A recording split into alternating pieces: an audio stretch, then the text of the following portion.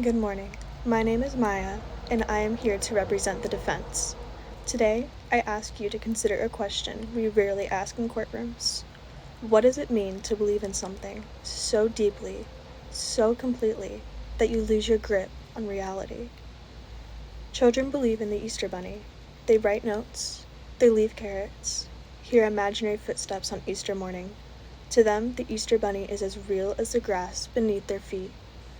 They aren't lying, they're not manipulating. They believe. They believe because their minds haven't developed the tools to know otherwise. Now imagine if that child never outgrew that belief. Imagine that instead of the Easter Bunny, they grew up believing they were a god. That's what happened to Pat McBride. He didn't believe he was a man. He believed he was Belenus, the Celtic sun god, sent to heal the world, and Sidney James. He said it under oath in his affidavit. There's no denying that. He referred to himself not as Pat McBride, but as Pat McBride Belenus. He didn't think he was committing crimes. He thought he was fulfilling a prophecy. That's not just strange, that's insane. Pat McBride is charged with 2 very serious crimes. The first count being criminal stalking of Cindy James between 1982 and 1986. The second count being murder by violent means on or around June 8, 1986. We are not here to deny that these things happened. We're here to prove that Pat McBride was legally insane when they did, that he could not distinguish right from wrong, and that the evidence meets the standards set by the Naughton Rule. Here's what you will see and hear. A psychological evaluation conducted by Dr. Ross Harden and Dr. Logan Darth concludes that Pat McBride was suffering from a severe delusional disorder and PTSD. He was hallucinating, disassociating. He believed Sidney was both divine and evil. He couldn't comprehend the moral or legal weight of his actions. The RCMP records show fellow officers feared for his mental stability. There are entries noting his paranoia, emotional outbursts, and requests to be put on medical leave, years before Cindy's death. His medical history shows he was prescribed antipsychotics, saw multiple psychiatrists, and was hospitalized. His brain chemistry was not functioning properly. The drugs found in Cindy James' system during one of her attacks, they came from the RCMP evidence locker where McBride worked. Not only did he steal them, he believed they were part of his divine healing mission. Lastly, you will see his journals are terrifying in their sincerity.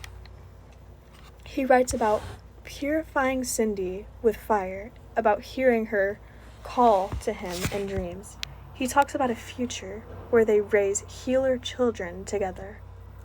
He did not know what he was doing was wrong. He truly believed he was saving her. Let me tell you who will walk us through this. Dr. Harding, a psychiatrist who diagnosed his delusions and psychosis. 2 former RCMP colleagues who saw him unravel just before their very eyes. A medical records expert who will detail years of psychiatric treatment. The lead investigator who will testify that many aspects of this case didn't add up until McBride's mental illness was factored in. And finally, Cindy's friend, who is afraid of McBride, but also pitied him because she saw that something was not right. Pat McBride didn't hide what he believed. He told the police.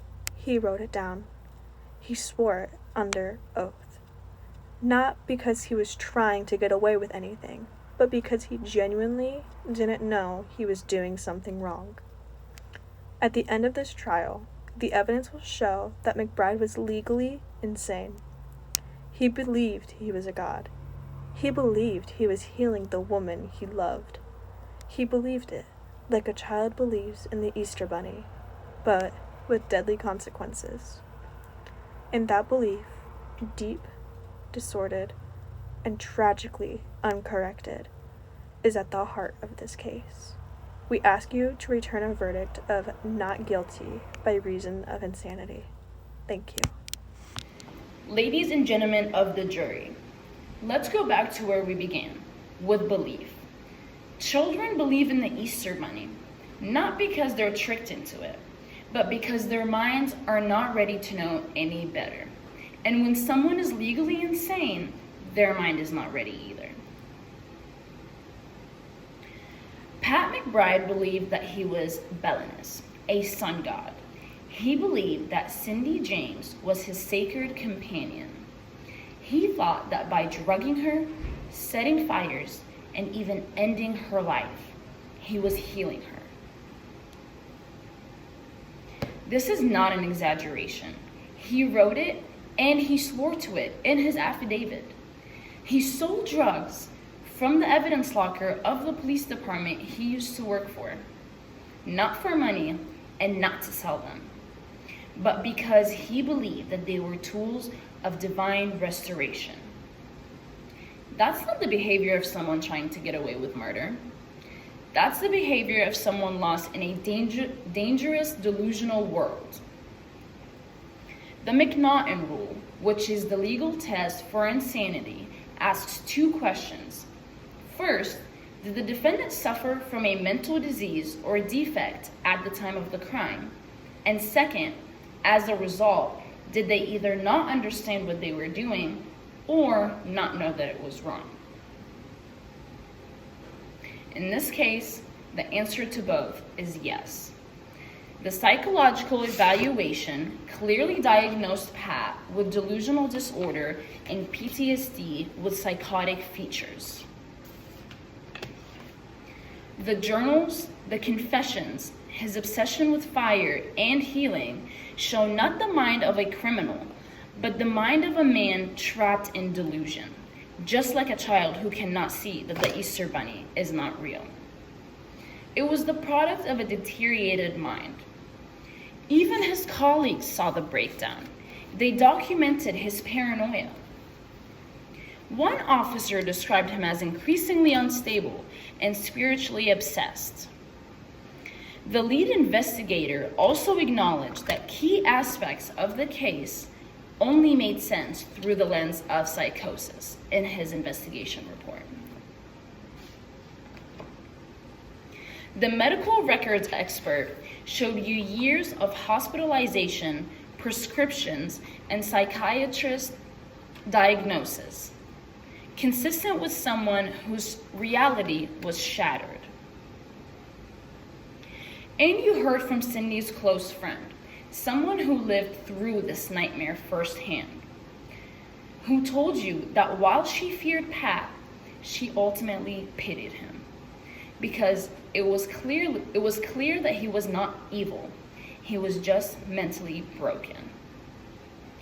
McBride didn't just believe weird things. He lost the ability to tell right from wrong. He thought that Cindy was calling to him from another world.